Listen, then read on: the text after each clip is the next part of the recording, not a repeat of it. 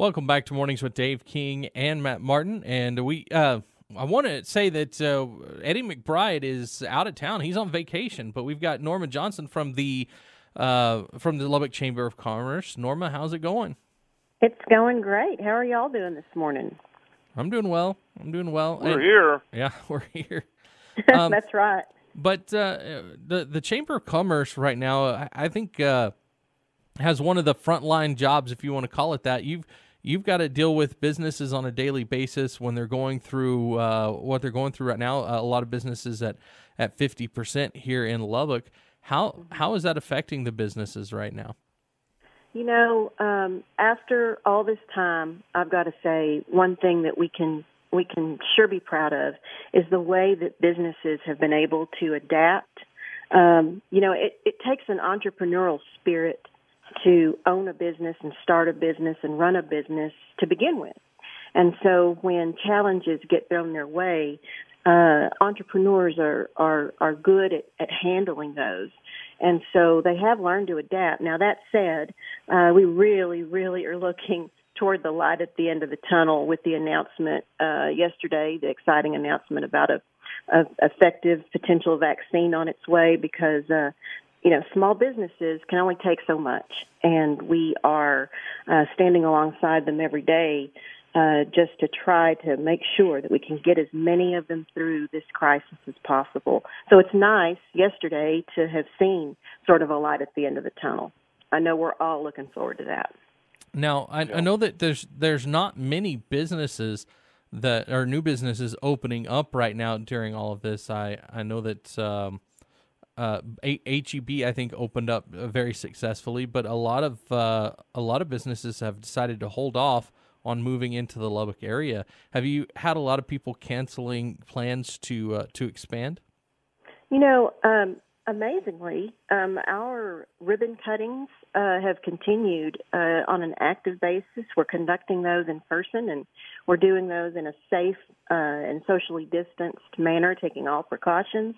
So you're still seeing some businesses either expand or tweak their operations, partly to try to adapt and make it through this crisis. And so I'm sure there are some businesses that are holding off on plans for big expansions.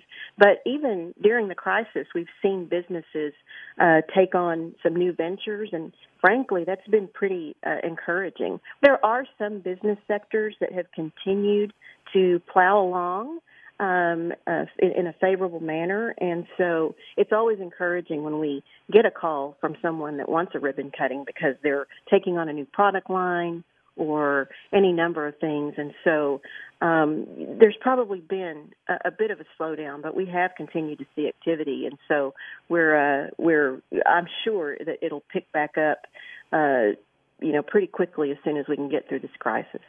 Hey, Norma.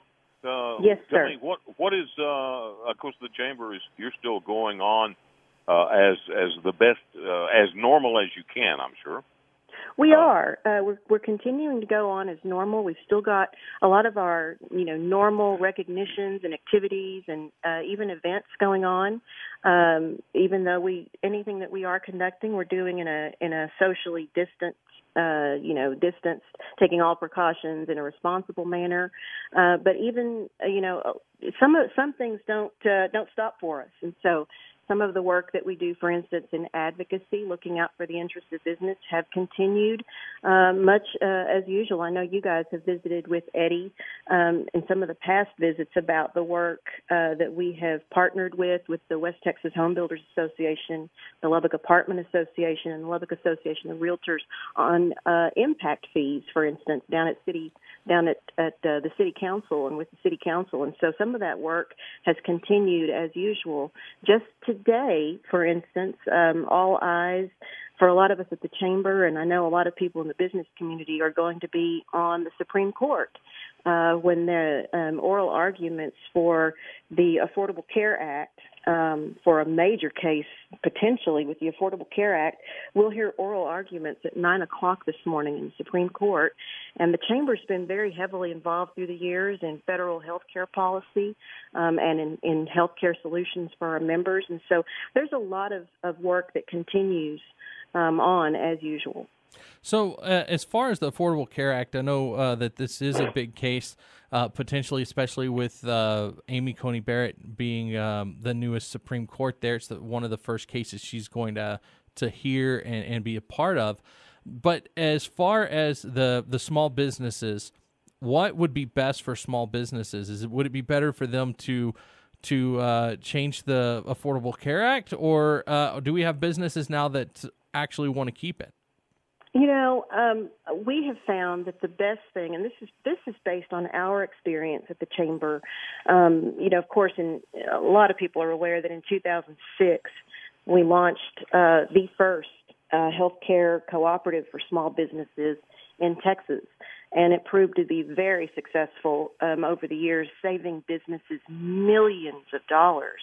When the ACA came along and it fully went into effect in 2014, it took away a lot of the ability for the Chamber of Commerce or other chambers of commerce across the nation that had similar plans, took away our ability to innovate and to create market-based solutions that were right for Lubbock. For instance, the type of plans that we were offering in Lubbock, Texas, aren't necessarily right for some other city in some other part of the state or nation. And so that's something that we were able to do in Lubbock, was to, as a Chamber of Commerce, listen to our businesses and really offer products that were both affordable and flexible. Those are two things that you have to balance when it comes to health care. And so that's why our plan was so successful until, as I said, the ACA took away our ability to innovate and provide solutions. And some of those solutions would change over the years, depending on economic conditions. And so for the years that we operated that plan, we would go back in and tweak it every year or so and be able to do some customization based on listening to our businesses. And so that's something that I think is always good, is when you put power and the decision-making and the flexibility and the ability to innovate back into the business community. Yeah, one of the things that I know, speaking to small business owners myself, and it wasn't necessarily for their employees, but just for them personally, people who don't have any employees or very few, but they would have catastrophic health care. In other words, they would pay for it out of pocket unless it was something extreme. And, they went from being able to have that catastrophic health care to having nothing.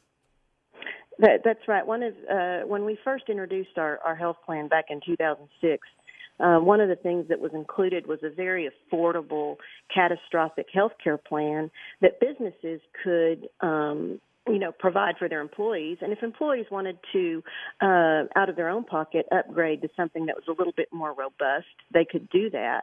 But the catastrophic plan at the time was really pretty good, because it even included a few office visits per year. It included prenatal care. And so that was one of the products that we were able to innovate. And it really was a solution that was affordable rather than go without, because for instance, some of the current plans that are available through the ACA are certainly a little bit more costly than a catastrophic plan. And so that was one of the examples of innovation and the ability to provide a solution that not everyone wanted necessarily, but that some businesses, it was all that they could afford. It's about choice, though. I mean, exactly. It's about choice. We're speaking with Norma Johnson from the Chamber of Commerce here in Lubbock, Texas. We do have to take a quick break, and we'll be back. Norma, when we get back, we'll find out what the Chamber has going on during all of this. We'll be right back on News Talk 95.1 FM, 790 AM, KFYO. Welcome back to Mornings with Dave King and Matt Martin, and we're going to go directly to the phones again with Norma Johnson from the Chamber of Commerce. Norma, what do y'all have going on at the Chamber of Commerce right now? Well, we're really, really proud and excited that this evening we're going to be recognizing our top 20 under 40 from the young professionals of Lubbock. We are so just delighted with the quality of this year's honorees in terms of, this is really the future of Lubbock. And so we've got 20 outstanding young professionals that will be recognized this evening as being the cream of the crop. And so that's something that we're really looking forward to. Yeah, and you can find, I think that's right, you can find a list of the names over on your website, right? You can. I would love for y'all to indulge me and for me to be able to read each and every one of these names, but I know that we don't have time for that. But you can go to lubbockchamber.com and take a look at those. And then we are virtually sold out for this event, but we still have some virtual seats available. So if anyone would like to join us this evening virtually and take a look at what the future of Lubbock looks like, you're certainly welcome to do that. And you can find information on that at lubbockchamber.com. Okay. And what do y'all have coming up in the next month or so? In the next month or so, one of the things that we're going to be doing is within the next few days, we're going to begin to really, of course, this year's been a little different. We've done this starting back in the spring, but we're really going to go hot and heavy on promoting our small businesses. And so, as you know, every year around the time, or right around Thanksgiving, we begin to promote Small Business Saturday, the Saturday after Thanksgiving. In terms of supporting small businesses when you do your shopping, I don't think that has ever been more important than it will be this year. And so I just hope that folks will look out for the messages that we're putting out, for the information that we're putting out, and really support those small businesses as you begin to do your holiday shopping, your shopping as you begin to get ready for Thanksgiving. Like I said, it's never been more important. And so that's something that we're going to be rolling out here pretty soon as well. Yeah, and so if I know that online seems to be the easiest way to do it, especially in today's climate, but most small businesses don't get more than one or two people in their store at a time, and so normally, even if there is a restriction on how many people can get in their business, you should be able to go in. Just make sure you follow the rules of the masks and whatnot. Sure, and like I said, by now in this crisis, everyone has really learned what those best practices are. I think customers know how to stay safe, and so I would just really encourage folks to get out and support those small businesses during this time. And then early next month, we're really excited to honor this year's annual award honorees for the Lubbock Chamber. And so we'll be recognizing our Ambassador of the Year, Tracy Polk, with Impact Collision Centers. Our Volunteer of the Year is Robert Wood with West Texas Land Guys. Our Entrepreneur and Small Business of the Year is Mickey Rogers and Daniel Stanton with Cafe Venture Catering and Fuddruckers. That's one of those businesses that actually took on new ventures during these last few months. And so that's one of the reasons that we're recognizing them. Our Business of the Year is pretty special to us this year. It's Covenant Health and UMC Health System, specifically recognizing their frontline healthcare workers. That need I say more about that? I mean, that's really, there was no question who we were going to honor for our Business of the Year this year, specifically those frontline healthcare workers at Covenant and UMC. And then our Business Person of the Year is Shara Konechny with Piper Boutique. Shara was generous with her knowledge. She developed some innovative ways to adapt her business during the shutdown, and was generous with sharing that knowledge and those tips with other businesses. And so this has been a different year, but we still have people and businesses in the Lubbock business community that we want to recognize for some special reasons this year. Yeah. So I know that y'all don't get in a lot of politics, but it looks like we could be having a new president. Do you see any effect that might have on our local businesses right now, especially with possible? I don't know what all's going to happen, but with the taxes potentially and other things. We keep a set of federal policy positions and priorities that are pretty standard from year to year, unless there's going to be something special that comes up, like a new health care legislation or new transportation bill or something like that. And so our policies generally are laid out to be in the best interest of the Lubbock business community, in the best interest of the Lubbock area economy. And so, from our standpoint, we stand for what we stand for Lubbock business and the economy from year. And so I don't really see that changing a great deal. Now, we are paying close attention to what happens in terms of the balance. What does the Senate end up looking like? And how does that relate to the White House? Because, of course, that will affect policies going forward. But our leaders and our board have given us a set of policies that we can stand by regardless of who is in power. Yeah, and honestly, extremes are probably one of the worst things for businesses because they like to plan for the future. Planning and certainty are very important for business. Okay. Well, Norma, thank you so much for coming on. We've run out of time, but thank you for coming on, even though Eddie McBride is out of town and keeping us informed. He's got a well-deserved rest. That's right. All right. Well, you have a great day. Thank you. You too. Bye-bye. Bye. All right. We will be back on News Talk 95.1 FM, 790 AM, KFYO mornings with Dave King and Matt Martin.